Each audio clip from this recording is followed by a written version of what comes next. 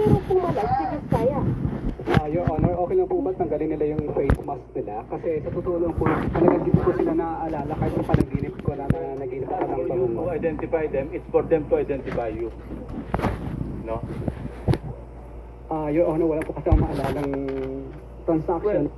What we are establishing here is the fact that there are two witnesses present here under oath na sinasabing nagpunta ka doon at name drop mo, totoo man o hindi, si Speaker Romualdez na siya nagmamay-ari, bagong may-ari. Sinang-ayunan ng Department of Justice si Lacson na hindi kailangan mag-alis ng takip sa mukha ng dalawang witness sa ngayon. Giit naman ni Vizcaya, Kahit ni minsan po, hindi pa po ako nakakapasok sa South Forbes Park. Hindi ko pa nga alam kung ano mga uri ng mga bahay meron doon. So, malabong-malabo po talaga at wala po akong inuutusan na kahit sinong broker. sa pagkapanong sa witness, lumabas na ang nasa deed of sale ay ang Golden Crescent Holdings Corporation. Sa isang statement, sinabi ng kampo ni Romualdez na ang aligasyon ng dalawang witness ay logically and physically impossible. Dahil sinabi na raw ni Vizcaya na hindi ito kailanman nakapasok sa South Forbes Park, kaya imposible raw na may nakausap siyang sino man doon.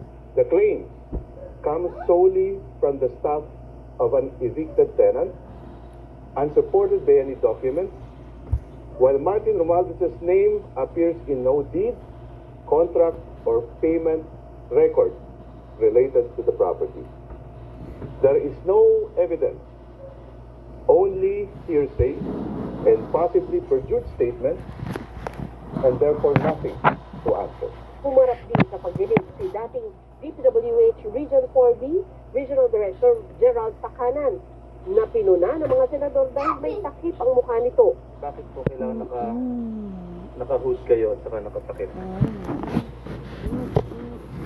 Yes, Mr. Chairman, because this might set a precedent for all other witnesses we will call here. They will request that their faces be covered.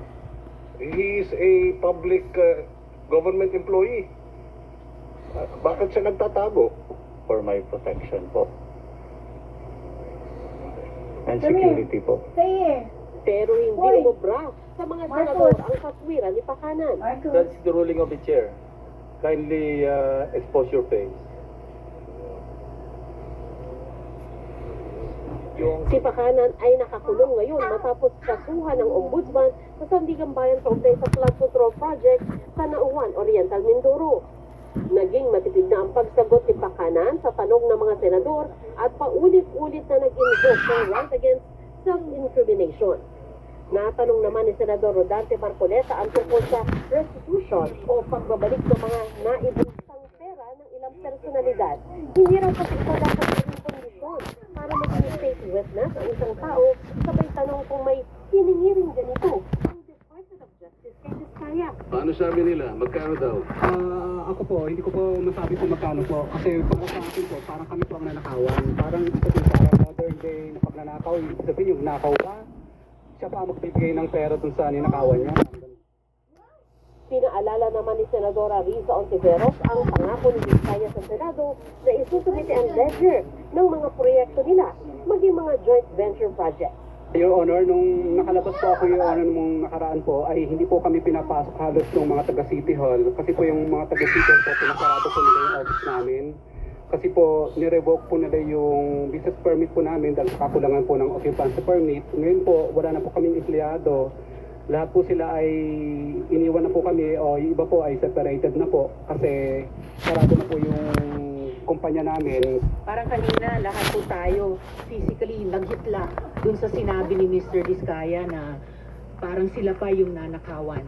I would like to request the good chair to please reiterate yung utos ng komite kina Mr. Vizcaya. I-submit yung ledger na sinabi ni Ms. Vizcaya noon, meron sila ng mga proyekto pati joint venture projects mula 2016 hanggang 2022. Huwag po nilang sisisihin ang City Hall.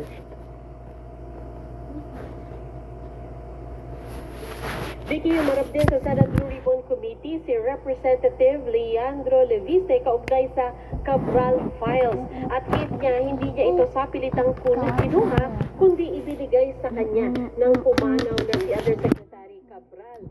Sa panayam ng media, matapos na po ang pagdinig, ay sinabi rin ni Leviste na wala naman daw tutol na ilabas niya ang Cabral Files, kaya balak niyang ilabas na ito ng buo. Yan muna po ang pinakahuling ulat mula dito sa Senado. Vicky? Maraming salamat sa iyo, Sandra Aguinaldo. Up next, ang inaabangang world premiere ng House of Life sa GMA Afternoon Prime. Sa pagbabalik ng 24 oras.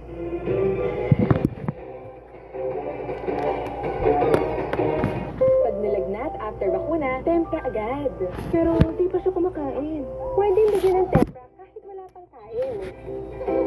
Hashtag no shake, mabait sa tummy. Ang galing ng tempra.